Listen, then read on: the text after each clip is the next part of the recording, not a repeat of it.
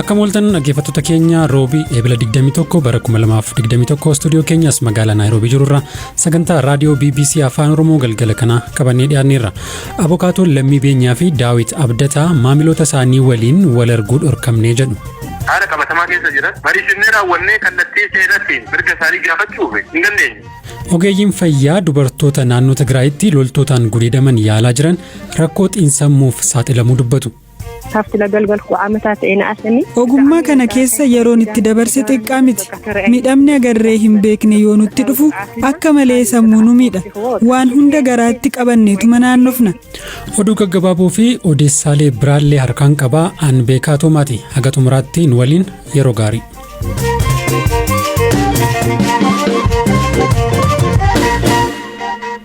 Abokaatoon qondaalota adda bilisummaa Oromoo Lammii Beenyaaf Daawit Abdataa maamiloota keenya akka hin argine dhorkamne jedhan.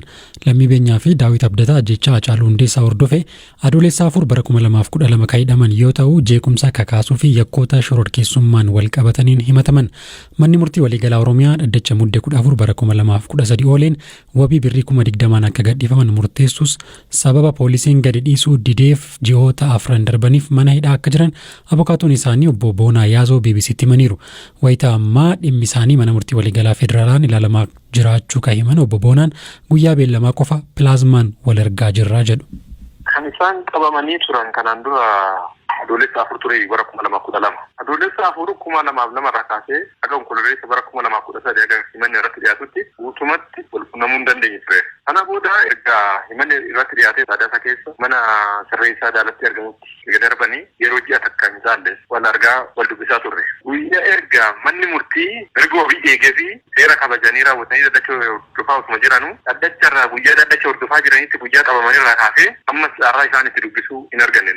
Maaliif iddoo itti hidhamanitti sirrees beeksiseeras maatiisaas jara kana quunnamuuf carraa hin arganne ture. Adeemsa yeroo dheeraa booda kan uffata jara poolisii aanaa Hawaas jiraachuu isaanii beeknee guyyaa muraasaaf erga achitti dubbisuu jalqabne immoo gara buufata magaalaa Mojootitti darbuu isaanii kan dhageenye deemne. Gaafa achi deemuu isaanii dhageenyu qaama ilaallatu. Jara poolisii dubbisee abukaatota beeksiseera isaan haasofsiisa jedhee akkan eeyyamamne natti himan. Sababni isaan guyyaa sanitti naa ta'an qaama biraatitu adaraadhaan nutti kenne waan ta'eef eeyyamuu hin dandeenyu deemi kan jedhu ture. Hin deeme guyyaa sanatti.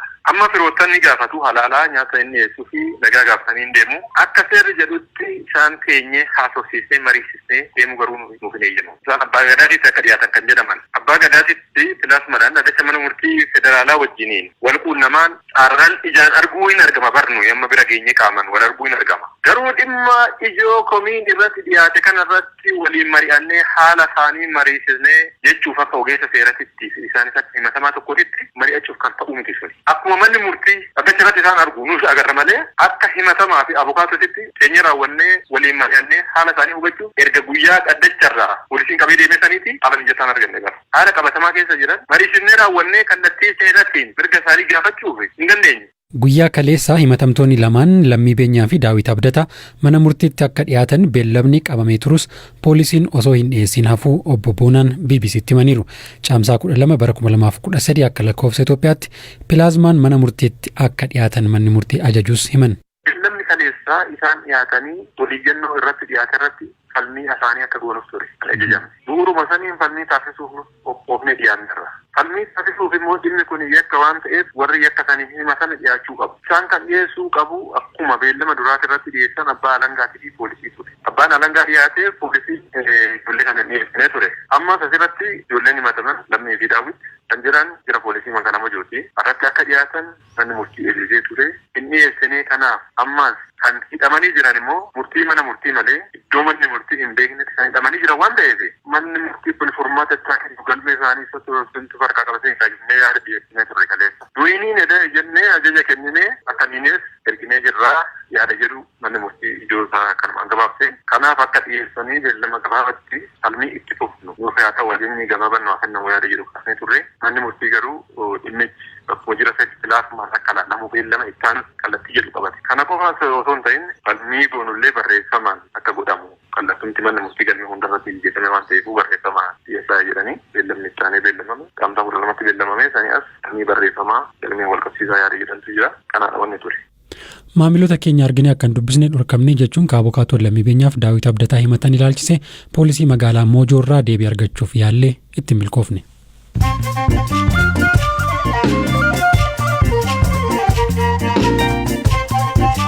Amma dabareen kan oduu gaggabaabooti. Walitti bu'iinsa naannoo Amaaraa godina Shawaa Kaabaatti torbee darbe uumameen guyyoota muraasa keessatti namoonni 250 ol qe'ee irraa buqqa'uu waajjira ittisa balaa godinichaa hime.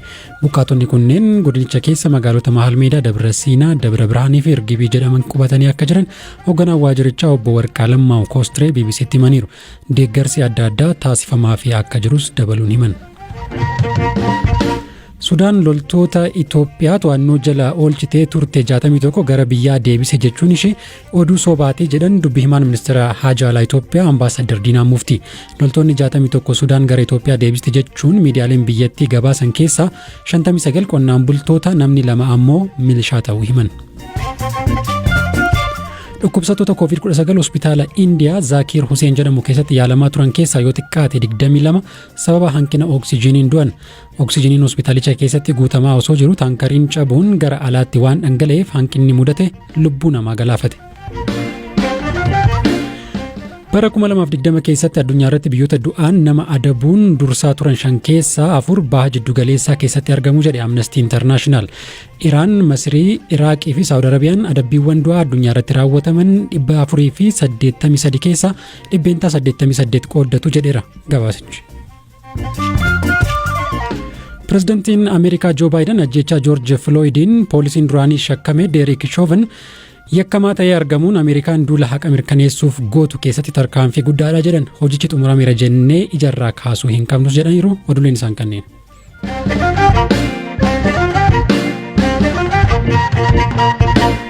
Odeessa taanutti wayitan ce'u ogeeyyiin fayyaa dubartoota naannoo Tigraayitti loltootaan gudeedamanii fi miidhaan saalqunnamtii irra gahee yaalaa jiran isaanuu rakkoo xiinsammuuf saaxilamaa jiraachuu dubbatu. UN dabalatee dhaabbileen deeggarsa namoomaa garaagaraa miidhaan saalqunnamtii lola sadaasa darbe naannoo Tigraayitti uumame hordofe dubartoota naannichaa irra gahaa jiru hammaataa ta'uu himaa turan. Ogeeyyiin fayyaa dubartoota kanneen yaalaa jiran waan arganii fi dhaga'an irraa kaka'e jireenyi isaanii jeeqamuu dubbatu. Yaadataa Biraanuu dabalee isinitti hima. Ogeessonni fayyaa dubartoota miidhaan irra ga'ee of jibbanii kana booda namni na barbaadu hin jiru jechuun jeeqamanii miidhamni xiinsammuu irra ga'ee jiru yaalaa jiran lakkoofsi isaanii salphaa bakka hin taanetti isaaniin wayita gargaarutti nutis jeeqamnee jirraa jedhu. Dr. Ataakiltii Siyyuum hospitaala waliigalaa Addigiraat keessatti dubartoota miidhaan saalaa irra ga'ee deeman yaaluutti jira.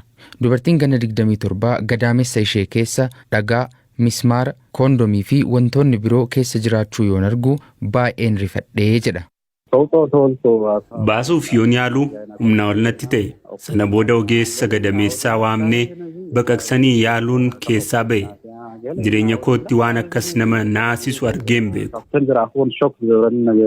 Dubartiin sun rakkoon fayyaa sababa kanaan irra ga'ee waan jiruuf gara Maqaleetti ergamtee hospitaala Aayidar keessatti yaalamaa jirti. Magaalota naannichatti argaman keessaa gama fayyaatiin kan Maqalee xiqqoo fooyya'aa ta'uutu himama. Dubartoonni hedduunis miidhaan saalaa irra ga'ee wiirtuu yaalii kanaaf qophaa'etti yaalamaa jiru. Muluun ammoo narsii waan dubartoonni kun keessa darban guyyaa guyyaadhaan waliin hirmaattudha. Ogummaa kana keessa yeroon itti dabarse xiqqaa miti. Miidhamni agarree hin beekne yoo nutti dhufu akka malee sammuu nu miidha. Waan hunda garaatti qabanneetuma naannofna. Maqaa fi bifa ishee dagachuu hin dandeessu. Halkanii fi guyyaa nu waliin jiru. Hanga namummaan nu jibbisiisutti geenya. Waan goonu maal akka haasofnu hin beeknu. Baay'ee miidhamnee jirra. Dubartoota hanga yoonaa hospitaala Aayidar deeman 335 ol keessaa 140 kan ta'an ulfa adda kutuudhaaf ture. Kanachi deeman. Siistar Muluun akka dubbattutti dhukkuboota biraatiifis saaxilamuun xiinsammuun isaanii miidhamee dhufuu waan agartuuf akka malee dhiphachuu himatti. Waldaan haakimoota daangaa malee akka jedhutti ammoo wiirtuuwwan fayyaa 106 keessatti qorannoo geggeesseen parsantii 70 kan ta'an akka saamamanii fi ogeessonni achi keessa hojjetanis sababa hanqina namaatii fi meeshaaleetiin sa'aatii dheeraaf hojjechuuf akka dirqaman gabaasanii turani. Kan gudeedame irra jireessaan haadholii warra lubootaa, haadholii fi dubartoota qurbaana fudhatanii jiran yoo ta'an isaan mataa gad qabatanii yoo imimmaan buusan arguun hedduu ulfaataadha. Mataan hedduu na dhukkuba, nan dhiphadha, gammachuus hin qabu.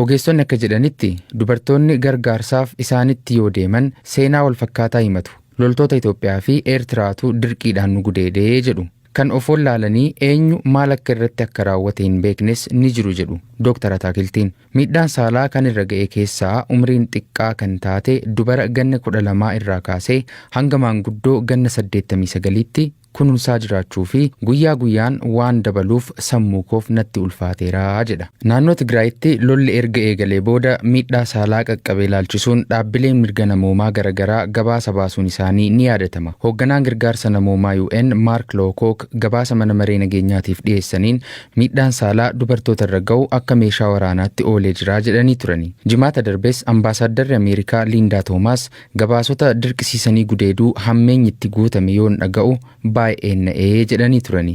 Ministeerri muummee Abiyyi Ahmed dubartoonni gudeedamuu dabalatee yakkoonni sarbama mirgoota namoomaa Tigraay keessatti raawwachuu amananii kanneen yakka raawwatan seeraan akka itti gaafataman himuun isaanii ni yaadatama.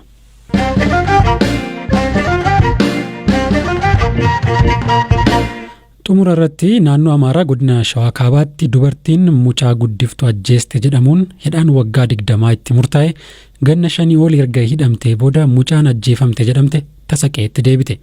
Kun akkamiin uumamuu danda'a? Ogeessa kominikeeshinii bulchiinsa manneen sirreessaa godina Shawaa Kaabaa kan naannoo Amaaraa kataan Koomaandar Dabbaba Makuriyaa ni ibsu. Mucaa guddifte ajjeesteetti jedhamuun ture kan hidhamte. Yakkichi raawwatameera kan jedhame bara 2006ttidha.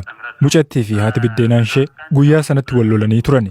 Dubartiin hidhamte kunis eessumoonni ishee akka barbaadan itti himtee turte. Yeroo sanatti garuu hin dhufte homaan taatu jechuun namni ishee barbaadin turre. Erga baddee waggaa tokko turtee booda poolisiin adda azaalachiin ajjeechaadhaan shakkuun to'atee qorachuu eegale. Ragaaleen yeroo sanatti dhiyaatanis ajjeeftee mana fincaanii buusuun ooltuu kan jedhu agarsiisani. Ribraabii mana fincaaniirraas uffanni dambii mana barnootaa mucaan keewwattu argame. Manni fincaanichaa yeroo xuuxamus rifeensi dubartii argameera jedhame. Haala kanaan ragaaleen akka isheen ajjeefteetti fudhatamuun kan dhiyeeffamani. Manni murtii olaanaa Shawaa Kaabaa dubartiin kun yakkamtuu waan taateef ganna 7tti murteesseera jedhee mana hidhaatti darbe. Mucaan duuteetti jedhamte firatti deebitus dubartiin mucaa kana ajjeefte jedhamte Azaalech Beetaa ammallee hidhaa jirti. Koomaandar Dabbaba Makuriyaa sababa kun ta'eef akkasiin ibsu. Dubartiin baddeetti jedhamte Guraandhala keessa naannoo Kibbaa bakka itti badda irraa dhufu eeruun akka nu bira ga'een kan goone akka qulqullaa'uuf xalayaa gara mana murtii olaanaatti barreessuu ture. Haaluma kanaan namoonni 19 ta'an ragaa ba'anii maatiinis mucaa isaanii deebi'uu erga mirkaneeffamee booda gara abbaa alangee godinaatiif xalayaan barreeffame. Isaanis xalayaanuuf barreessaniin cubbuu malee kan hidhamte adde Azaalech Beetaa labsii 2010 namni ragaa dogoggoraan hidhamuunsaa mirkanoofnaan haal duree malee akka hiikamu isa jedhu bu'uureffachuun gadda waliin akka hiikamtu jechuun nutti erge. Ragaaleen poolisii irraa kaasee dogoggorri itti hojjetames nu harka jira. Nuti sana qabannee boordii dhiifamaa waa'ee hiikamuu ishee gaafanne. Boordichi kan nun jedhe garuu Guraandhala keessa adabamtoota dhiifamni taasifamuufii qabuuf dhiifama goonee jirra waan ta'eef ishee qofaa jennee walgahii hin teenye. Kanaafuu hanga fulbaanaatti haa eegduu nuun jedhan. Gidduutti garuu dubartiin badiishii malee adabamtee mana hidhaa keessa turtee haqnis dabaa jira. Kun baay'ee nama gaddisiisa. Sagantaa raadiyoo BBC Afaan Oromoo kagalgala har'aa Songoolabiin dura oduu tokkoon irra sinii buusa.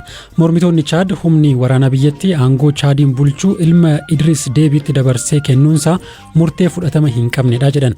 Ab Idris Deebiin nama umrii ganna 68 yoo ta'u Chaadiin bulchaa erga turanii booda kaleessa adda waraanaatti riphee loltoota waliin osoo falmatanii rasaasaan rukutamanii kan lubbuu dhaban. Riphee loltoonnis yaada kana deeggaruun Chaad biyya seera gonfoon bultu miti jedhaniiru. Kabajamtoota dhaggeeffattoota keenya sagantaan keenya kagalgala kanaa asumarratti goolabaa odeeffannoowwan dabalataaf marsariitii keenyaa fi fuula feesbuukii keenya daawwachuu dandeessu. Bor walitti deebina. Horaa bulaa.